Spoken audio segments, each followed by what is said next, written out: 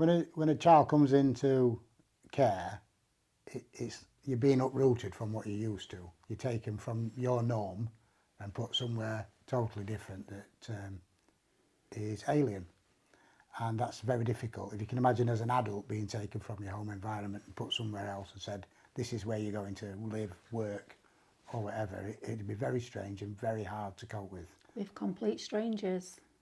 We've had very quiet children, very, very compliant, because you're scary and they want to make sure that you're safe. And so you have to show that you're safe consistently.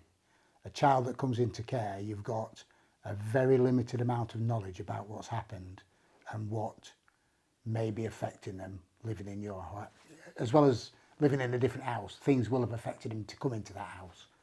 And so you have to be very careful about what may trigger an upset or an episode of some kind that you're not happy with. And you have to remember that the episode is the problem, not the child.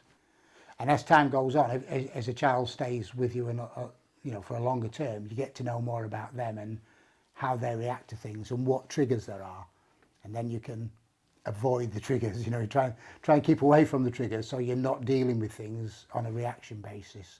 So we do action rather than reaction, and that helps everybody act on what they're doing and try and work out by asking questions of the child, usually. So I can see you feeling a little bit upset. Is it because of? And then naming a need that they may have, and the history that you've got will help you with that. Put yourself in their shoes and try and understand how you would feel, because it's easy to say, oh, they're doing this, but they're not. They're not doing it on purpose. They are doing it, but it's not done on purpose. It's not done by design. It's generally what their body's telling them to do.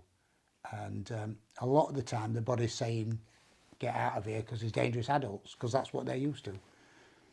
Or, if they're giving me nice treats, it's because they want something in return, because that could be what they're used to.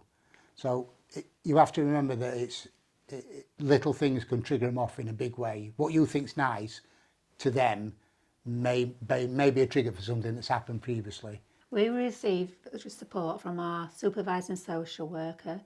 It's nice to get into support groups as well, because you get the support from other foster carers, what have vital information and support for no matter what is going on.